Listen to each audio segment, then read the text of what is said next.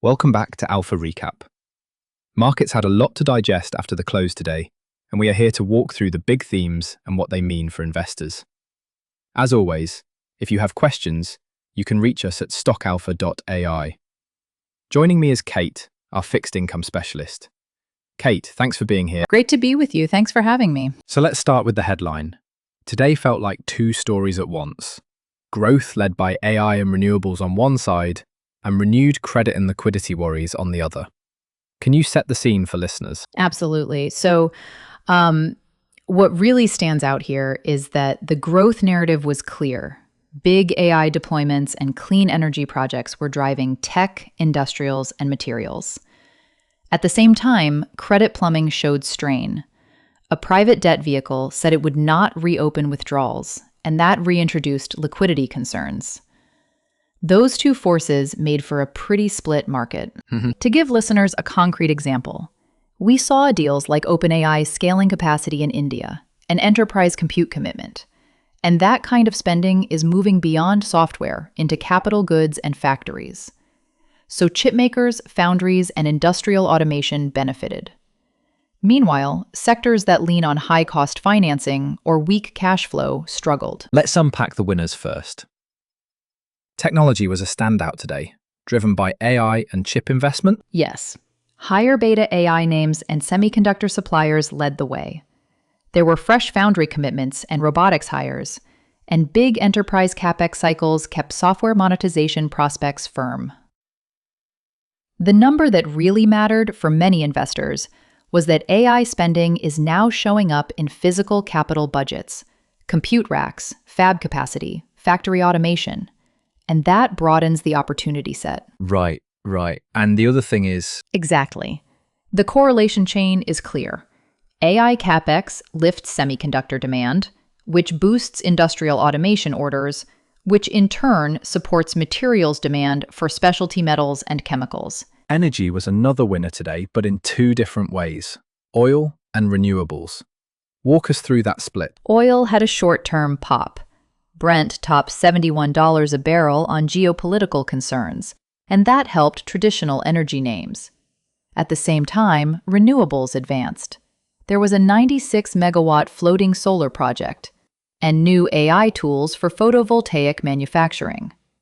So buyers were finding names that play both near-term commodity upside and long-term transition build-outs. Yeah, that tracks. Which suggests doing a pairs approach can make sense. High-quality upstream producers with disciplined capital allocation on one side, and contracted renewables developers and equipment makers on the other. Materials and mining also did well, driven by critical minerals. Rio Tinto taking majority control of a lithium developer was big news. It was. Rio Tinto taking control of Nemaska Lithium shortens timelines for lithium supply that battery makers need. And beyond lithium, we saw antimony prices surge and junior projects reporting progress. Consolidation by major producers reduces greenfield execution risk and supports upstream pricing. Investors should favor larger-scale producers or miners with jurisdictional clarity, and watch for offtake agreements that de-risk downstream supply chains. Okay, quick pivot. The underperformers. Finance and private credit were under pressure today. Right. The most visible hit was a private debt fund saying it would never reopen withdrawals, $1.6 billion in assets. That headline reintroduced fears about liquidity in non-bank credit channels. Add to that a cannabis operator raising $500 million at an 11.5% coupon, and you can see why funding costs and solvency risk move to the front of investors' minds. Hold on, say that again? Sure. The private debt fund closure is a red flag because private credit has been a major source of leverage for mid-market companies and real estate. When redemptions or gates happen, it can force asset sales and widen spreads. And the cannabis example, expensive financing at 11.5%, shows the market is charging a significant liquidity premium for risky operators. Short reactions. Right. What about crypto? The day had mixed signals there. Crypto was bifurcated. We saw flows out of spot Bitcoin exchange-traded funds, token weakness, Optimism's token dropped, and skeptical comments from a senior central banker. On the institutional side, we also saw Ledin securitize Bitcoin loans into a deal worth $188 million, which shows maturation of institutional wrappers. So it's a story of institutional product development on one hand versus retail and token-level volatility on the other. Honestly, I was a bit surprised by this one. It's a nuanced picture. If you allocate, favor regulated, institutional conduits and structured products over outright leveraged retail positions. Let's talk about some specific corporate moves that mattered. Hapag-Lloyd buying Zim, IKEA and eBay deals, Unilever signing a cloud pact.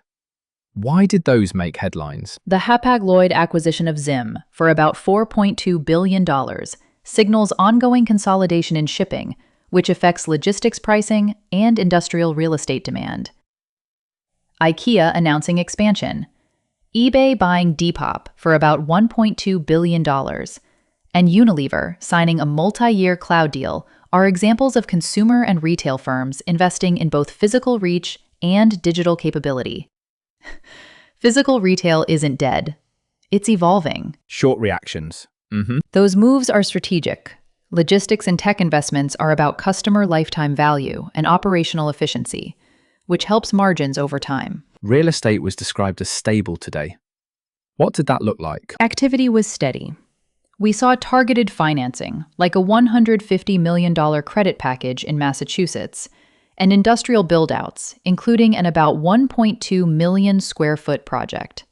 Industrial and logistics assets continued to benefit from e-commerce and reshoring demand, while housing starts lagged, so the picture was selective rather than broad-based. Okay, Kate, I want to step back and run through the cross-sector themes and correlations you flagged in the report. Give us the short version so listeners can take notes. Sure. High level. 1. AI is no longer just a software narrative. It's a demand engine for compute, semiconductors, automation, and materials. 2. Energy is bifurcating. Oil can spike near term while renewables accelerate long term. 3. Critical minerals supply constraints are linking materials to energy and EV supply chains. 4. Liquidity and private credit stress are the main downside risk. And 5. Policy outcomes are still major market movers across cannabis, media, utilities, and healthcare. Investor implications in brief. Favor companies with direct exposure to enterprise AI spend and scale in semiconductors or automation. Split energy exposure between disciplined upstream producers and contracted renewables players. Prefer large, jurisdiction-clear miners over small juniors. Reduce exposure to highly levered firms that depend on private credit. And size crypto exposure given regulatory uncertainty. So, what are the concrete actions investors should have taken after today? Actionable moves. First, tilt to durable AI capture. Large-cap software names with recurring revenue, semiconductors, and foundries. Second, play energy's bifurcation with quality upstream names plus renewable equipment and storage. Third, be selective in materials. Favor scale and offtake clarity. Fourth, hedge credit and liquidity risk by trimming exposure to levered balance sheets and considering short-dated hedges on fragile financials. Fifth, if you allocate to crypto, prioritize institutional structures and custody. Sixth, use industrial real estate selectively as a diversification and inflation hedge. And finally, don't ignore policy calendars when sizing event-sensitive positions. Quick risk checklist. What could change this picture quickly? A few things. A hawkish Fed pivot or unexpectedly tight rhetoric could hit credit-sensitive names hard. A ruling in a major antitrust trial could reprice parts of media and communications. Geopolitical escalation could send oil much higher or spike risk premia. And another private credit or fund redemption event would materially affect mid-market borrowers and leveraged real estate. What should listeners watch in the next couple of weeks? Key items. Fed and regional Fed speeches for rate messaging. State cannabis ballot results and new laws in New York and Hawaii. Live Nation antitrust pretrial developments. Commodity moves in lithium and antimony. Private credit headlines for any further restrictions. And corporate earnings and CapEx guidance from AI-exposed software and semiconductor companies. Final takeaways, Kate. If you had to leave listeners with 3 clear points from today's market action, what would they be? 1. The investment cycle driven by AI and the energy transition is broadening demand across tech, industrials, and materials. So position for secular winners, but focus on quality. 2. Liquidity and credit remain the key tail risk. Size positions cautiously where financing is fragile and increase scrutiny of balance sheets. 3. Be selective and tactical. Favor durable growth exposure to AI and renewables while keeping defensive allocations and hedges for credit and rate shocks. Great.